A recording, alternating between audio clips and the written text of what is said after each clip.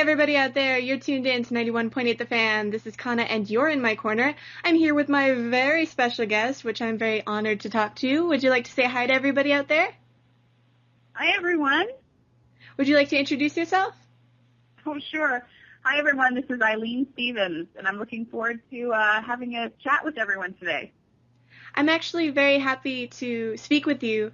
My first year doing this, I had the great honor of talking with Juliet Cesario and Scott Simpson, and I told them this, and I'll tell you, my first DVD that I ever owned was Oh My Goddess.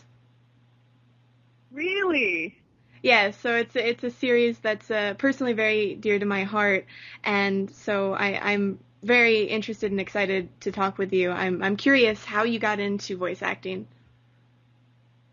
Oh, okay. So, well, first of all, I'm really happy to hear that you know Juliet. I met her when I was recording Oh My Goddess, and was introduced to her as she was the first person to play my character, Belle Dandy.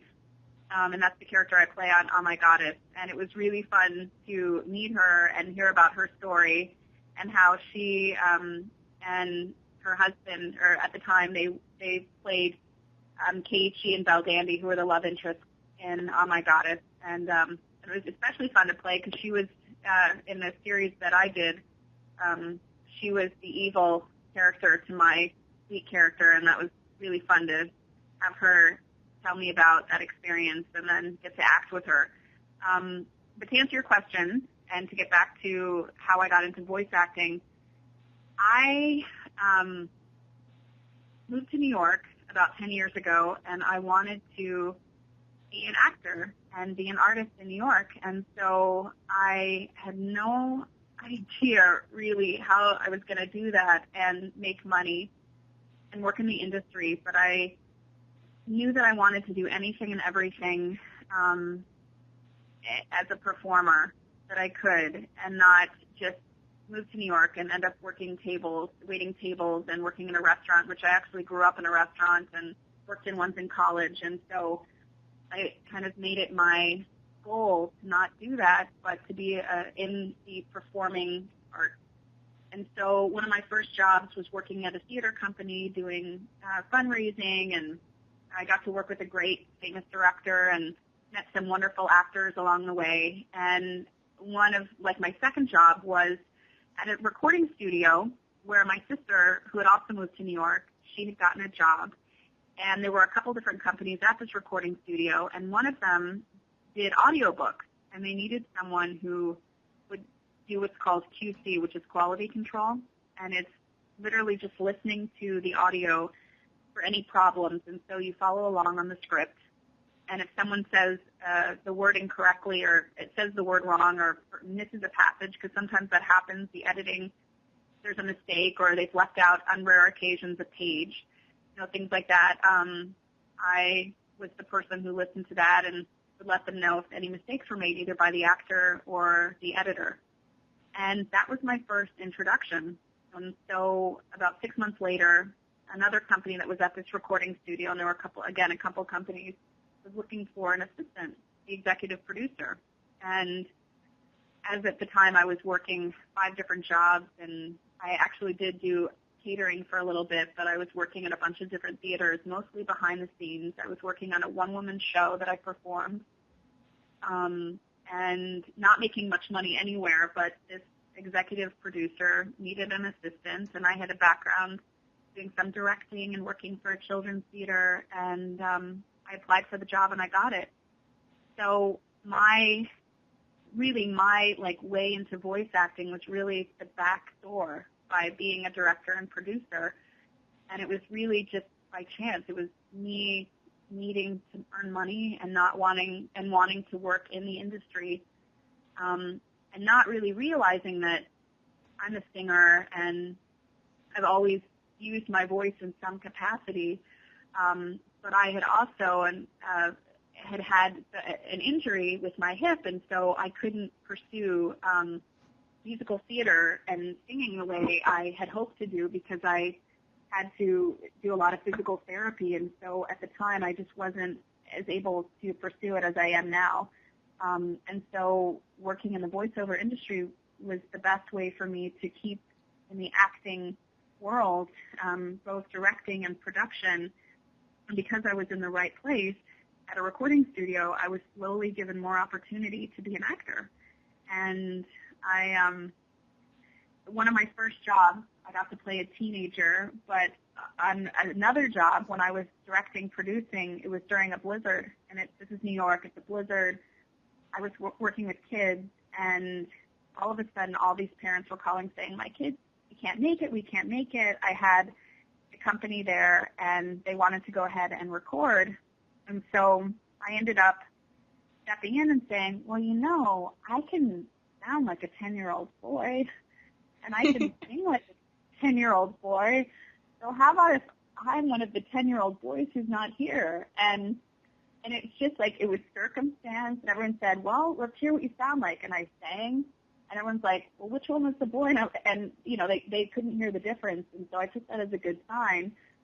So I stepped in and played a boy and there were actually a couple kids in the booth, and they would just laugh because, I didn't sound any different than the way they sounded. And so from there, I realized that, okay, I have more range than just sounding like a teenager. I can sound like boys. I can sound like little girls. I worked with ESL, which is English as a Second Language, and which meant I was working with a lot of American actors doing just regular American English, but I've also worked with people from all over the world because we needed authentic accents. And because of that exposure and because I like languages myself, I also started doing accents. And so it was part, like, being in voice acting was part necessity, part survival, part it's so much fun, and part luck. I really got lucky. And while I was at this job, a man by the name of Mike Sinter-Nicholas, which I think a lot of people are probably familiar with, he was on Teenage Mutant Ninja Turtles. He's been on lots of cartoons.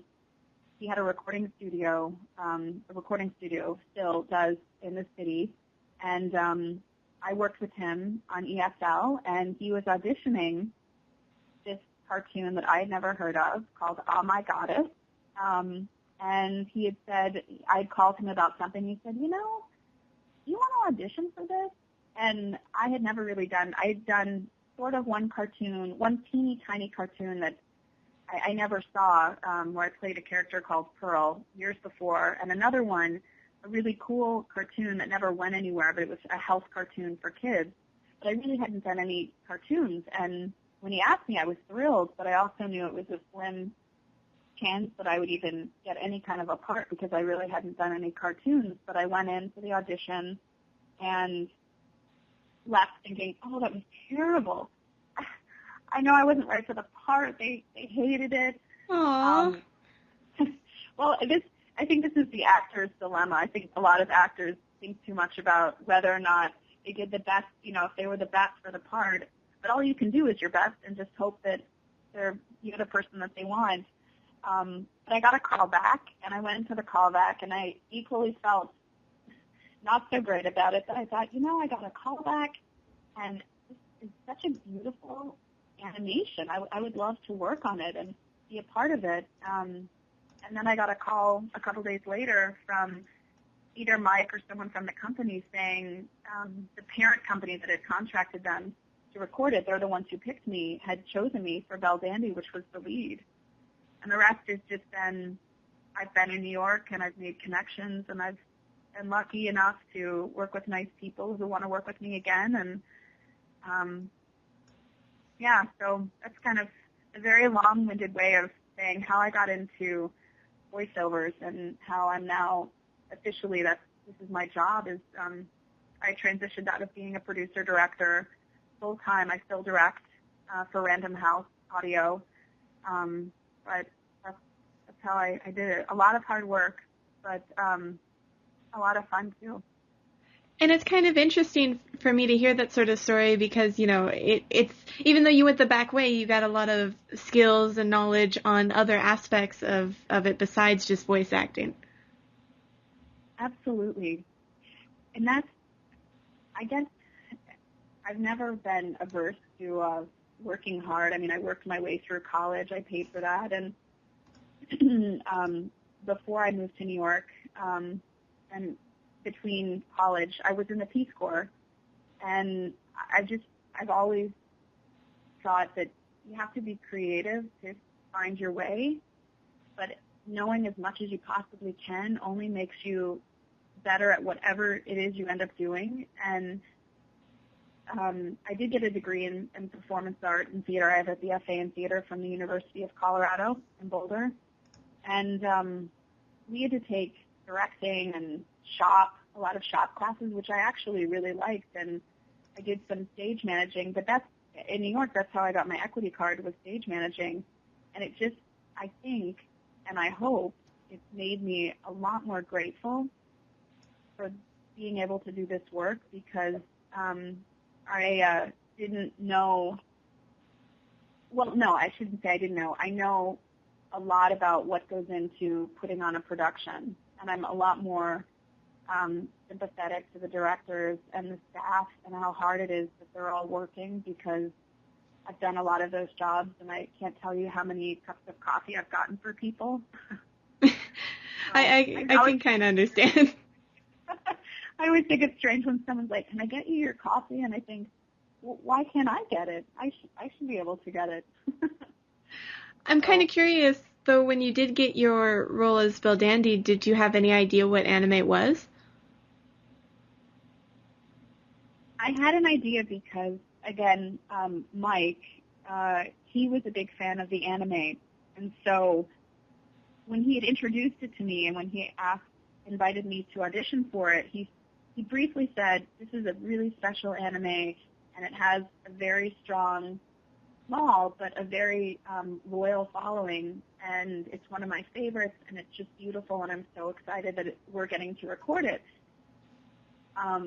So through him, I was introduced, I think, in the best way possible by an enthusiast and a fan of the show. And so when I finally did see it, I fell in love with it because I just thought, I thought the animation was beautiful. And I grew up watching cartoons. I wouldn't say anime so much, but I had just become really into Hayao Miyazaki when I auditioned for this. And so at that point, I was just watching everything that he had made, and I was getting into anime or animation, Japanese animation, through him, which I just think he draws so beautifully, and his stories are so interesting. And so when I saw Oh My Goddess, I also fell in love with it. And I think it's funny, the characters. Keiichi is he's that every guy that things always go wrong for. And then this character Belldandy is ridiculous because she's so impossible, and yet because she's just so nice and wonderful, and she's a goddess, and yet somehow they make her real enough so that she's accessible.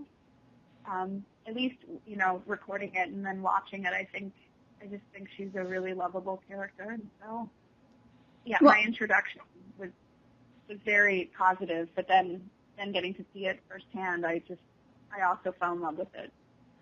Well, obviously, you helped bring the character to life and, give a bit more emotion and heart to the character that is Belldandy.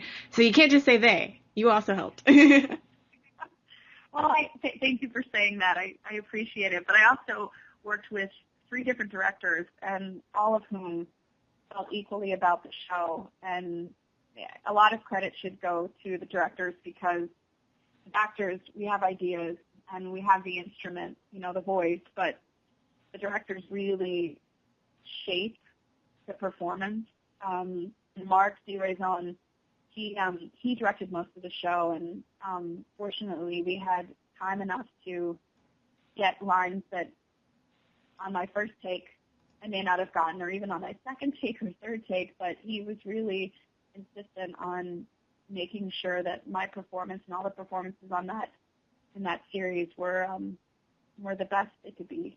So thank you for saying that, but I always want to give credit to Marc, because he was really patient and a great director throughout.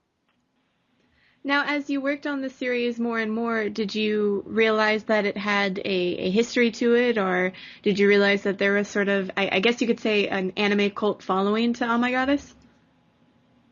Yes, because the longer I did it, I started checking out websites, and so I found out Anime News Network. I found chat rooms. I found all this history, even on Wikipedia. You can look and find, the OVA, the original one, the movie, and so I'm the third Belle Dandy, and so I knew that there was a big legacy and a big following. And when I met Juliet, she had told me that she had been to 20 or so anime conventions because of that one show. I've been to one, but because of its popularity and the following, so I did, not initially, again, but shortly after I got the part, I did some research and wanted to know a little bit more about the history of it, the Norse history of where it comes from, this idea, and then it's just, I was really surprised that there were so many people in the U.S. and obviously Japan and around the world. I've gotten emails from fans from Australia, from France, different parts of Europe that have really been into the show, and it's always a nice surprise to hearing from fans. Even now, we haven't recorded any new episodes for over 2 years. I guess we're going on 3, and I'm still hearing from people and people who go back to it who love it. So it does have a bit of a cult following, and it's nice to know that it's so popular, or it's popular with a lot of loyal fans. 918thefan.com. Have you logged on today? Who, me? No. No? iStock's daily news show, video reviews, articles, forums, in an anime directory. Don't get left behind. Log in today. Only on 918thefan.com? 918thefan.com. All right, 918thefan.com. Hey everybody, the internet wanted to dislike us today, but we got disconnected, but we're back. Don't worry, still have my special guest here. I hope. Maybe. Yes, she's there. I'm here. We were in the middle of a question about, how Oh My Goddess has the cult following, and we kind of got cut off in the middle, which I apologize for. But was there anything else you wanted to add to that? No, other than I'm grateful for people liking something and continuing to like something. I mean, I have interest in some things that I can come back to again and again, and I'm a little biased again because I worked on the show, but I think it is a really sweet anime. I'm so surprised that there are fans that are revisiting Oh My Goddess, but I'm also grateful too. So, yeah. Well, it is a great show, and it's cute. I love cute things. Me too. I think it's really cute. Yeah. And it's romance, and yeah, there's a lot going on in it. And we were talking about fan reactions, and you actually got to go to your first convention. I believe it was EXPCon, and got to see fans' reactions, face to face. How was that? It was so fantastic and really gratifying.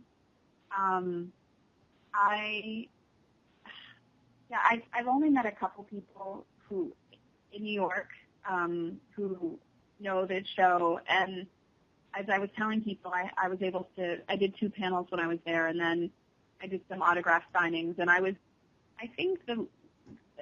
the least known voiceover actor among my peers, but those who knew the show and those who knew it loved the show, and so I was as excited to meet them as they were, I think, excited to meet me, and the experience was wonderful meeting each and every one. I had a little girl who was 5 years old dressed up as one of my characters, which was really fantastic. It was so cute. It was so cute. And at the end of my second panel discussion, she came up and gave me a hug, and I thought, well, I know everyone can't hug me because that might be awkward, but if I could hug everyone, I would, and I was trying to, like, do that with my words. But, yeah, the first time I had someone recognize that I was in the show was a guy that I work with, and he's a fan of anime. And I'm not sure I told him. I think he found out that I was auditioning for it or that I was in the show. And he came up to me. He was so excited. And he's a big guy. He's really big. He's super strong. And he could lift a tree, I'm certain, out of its roots. And he came up to me and he said, "Are you in Oh My Goddess?" And I said, "Yes." And he was like, "And who do you play?" And I said, "Oh, Danny." And he said, "What?" And he picked me up and literally put me in there. And then he got on his hands and knees and I think he actually kissed my feet. At that point, I was very red in the face and I was like, "This is ridiculous. Stand up. I'm the same person as I was before." But it made me realize that I've gotten crazy excited about certain people and certain things and certain actors. I'm a reader, and I loved Judy Blume when I was a kid, and I met her a few years back. I was stage managing a show, and she came to the show, and I got to meet her, and I kind of had the same reaction, but first of all, I couldn't pick someone up, and secondly, I might be taken off by authorities if I tried to pick her up or hugged her, but it was that same, I guess, a similar reaction. I was just so excited, and so I think that people have such a strong affection for Belle Dandy. I don't know what it was like for them to meet me because I don't really look like Belle Dandy. I'd love to think that I look like Belle Dandy, and I'm not Belle Dandy, but I got to play her voice, and so meeting all these people who just loved this character and loved the show and getting to meet them and hear about why they liked the show and why they liked my performance was really emotional. I definitely got choked up, and I just kept saying, "I'm so grateful for all of you, and thank you for being a fan." So yeah, it was really an honor to have that experience. I wish everyone could have that experience in all their respective professions. I wish, garbage collectors could have a garbage collector convention where their fans were like, "You collect my trash, the best ever." And have that experience. Because it's really, I feel very lucky to have had that. Well, I would like to ask, do you have any conventions planned for 2011 where fans can, meet you in person? There is one. There's a new one in Florida that I've been invited to come to, and I believe it's the first one, and it's going to be, I believe, in Lakeland, California, and it's called PariahCon. But Kibbs and DS will be going again, so they were at EXPCon. Yeah, so it's, PariahCon. So I've been invited to that, so that'll be my second one, and I'm looking forward to it. It was some of the same people who ran EXPCon, and the staff was phenomenal. Everyone was so nice, and I had a great time, and one of the gentlemen who's helping organize it, he and I got along really well, and he just said, "I'd love for you to come. I think you'd be a great fit for the convention, and we'd love to have you, and if you can make it." And I was like, "Of course, a trip to be with everyone and get to be part of it, I'd love to." So, yeah, I'll be at PariahCon.